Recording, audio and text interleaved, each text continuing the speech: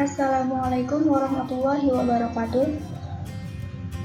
Halo teman-teman, perkenalkan saya Novita Nur Hidayah dari jurusan Pendidikan Biologi kelas PB1E dengan dosen Bahasa Indonesia yaitu Nurina Susi Cahyawati MPD. Nah, dalam video kali ini kita akan membahas mengenai pentingnya berbahasa Indonesia yang baik dan benar. Nah, teman-teman, sebelumnya, apa itu bahasa Indonesia? Bagaimana berbahasa Indonesia yang baik? Dan bagaimana berbahasa Indonesia yang benar? Lalu, apakah berbahasa Indonesia itu penting? Dan pentingkah bahasa Indonesia bagi mahasiswa? Lalu apa fungsi bahasa Indonesia itu? Untuk menjawab pertanyaan-pertanyaan yang masih terlintas di benak teman-teman, mari kita simak bersama video berikut ini. Bahasa Indonesia adalah bahasa resmi dan merupakan bahasa Persatuan Republik Indonesia.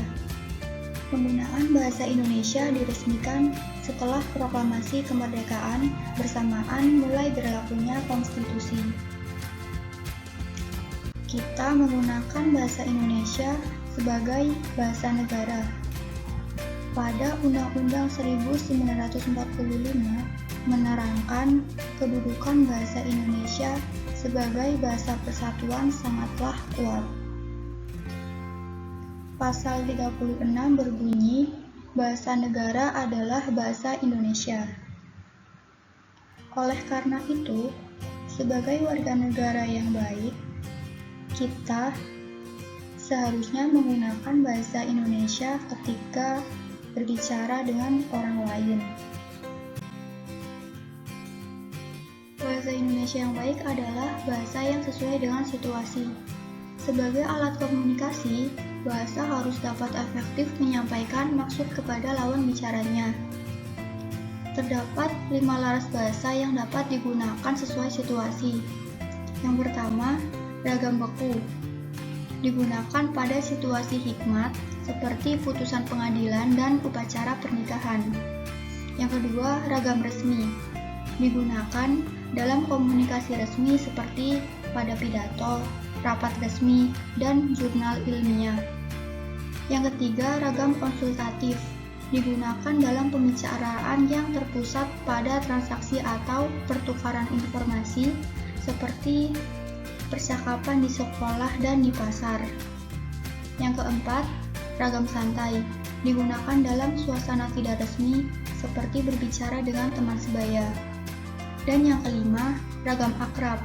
Digunakan di antara orang yang memiliki hubungan yang sangat akrab dan intim, seperti halnya antar keluarga dan antar saudara. Tapi, bahasa yang baik juga belum cukup untuk bisa memberikan maksud dan tujuan kepada lawan bicara. Jadi, perlu bahasa yang benar juga dalam berkomunikasi dengan lawan bicaranya. Nah, bahasa yang benar yaitu bahasa yang sesuai dengan bahasa baku, baik kaidah untuk bahasa baku tertulis maupun bahasa baku secara lisan. Nah, ada ciri-ciri ragam bahasa baku. Yang pertama, penggunaan kaidah tata bahasa normatif. Yang kedua, penggunaan kata-kata baku. Yang ketiga, penggunaan ejaan resmi dalam ragam tulis yang disempurnakan atau EYD. Yang keempat, penggunaan lafal baku dalam ragam lisan. Yang kelima, penggunaan kalimat secara efektif. Nah, tadi kan kita sudah membahas mengenai bahasa Indonesia yang baik dan benar. Lalu, apa sih manfaat kita menggunakan bahasa Indonesia yang baik dan benar? Jadi, manfaat menggunakan bahasa Indonesia yang baik dan benar Yang pertama, mempermudah dalam berkomunikasi. Yang kedua, mempermudah kita untuk berintegrasi dan beradaptasi secara sosial. Karena dalam bersosialisasi, kita harus bisa menyampaikan maksud dan tujuan kita terhadap orang lain. Salah satunya melalui cara berbahasa, yaitu dengan menggunakan bahasa Indonesia yang baik dan benar. Kemudian, apa sih fungsi bahasa Indonesia itu? Kedudukan dan fungsi bahasa Indonesia yang pertama, sebagai lambang kebanggaan bangsa. Yang kedua, sebagai lambang identitas nasional. Yang ketiga, alat perhubungan antar warga, antar daerah, dan antar budaya. Dan yang keempat, alat penyatu berbagai suku bangsa. Dari video tadi, sudah terjawabkan pertanyaan-pertanyaan yang terlintas di benak teman-teman sebelumnya. Jadi, apakah bahasa Indonesia penting?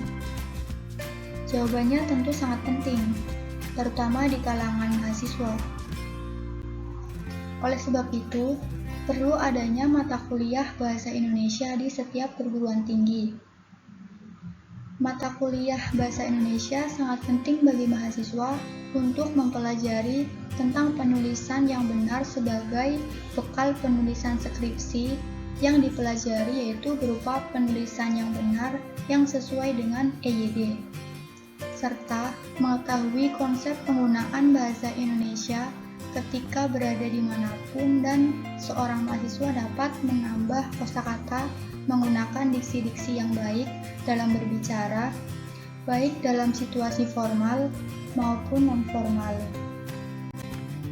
Itu saja pembahasan tentang pentingnya berbahasa Indonesia yang baik dan benar. Terima kasih teman-teman sudah menyimak video ini dari awal.